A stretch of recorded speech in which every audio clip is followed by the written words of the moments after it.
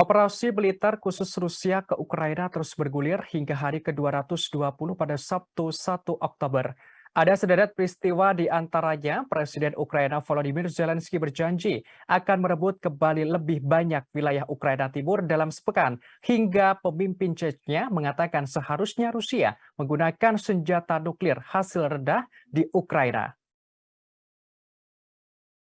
Dalam hari ke-220 ini Zelensky menekankan sepanjang pekan lalu banyak bendera Ukraina telah dikibarkan di Donbas.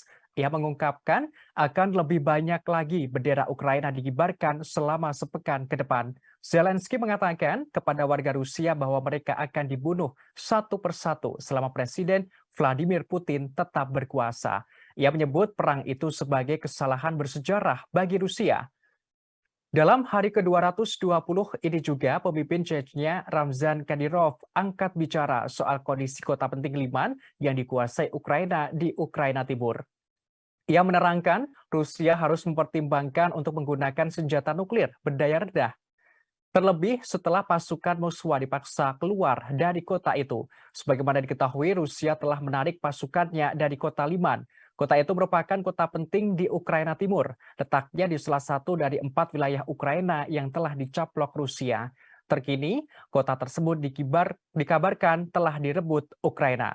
Tribuners, berikut kami tayangkan pernyataan Presiden Ukraina Volodymyr Zelensky soal perebutan wilayah di Timur. Дуже предметні переговори, абсолютно в інтересах України, для посилення нашої безпеки. Сьогодні ж я провів переговори з президентом Франції Еммануелем Макроном.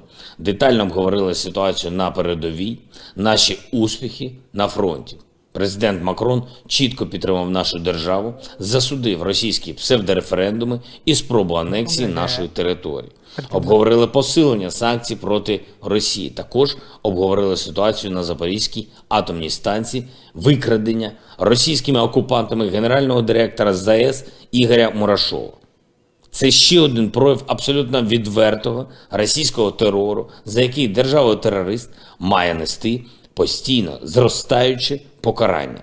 Потужну спільну заяву маємо сьогодні від лідерів 9 держав НАТО – Чехії, Естонії, Латвії, Литви, Північної Македонії, Чорногорії, Польщі, Румунії та Словаччини.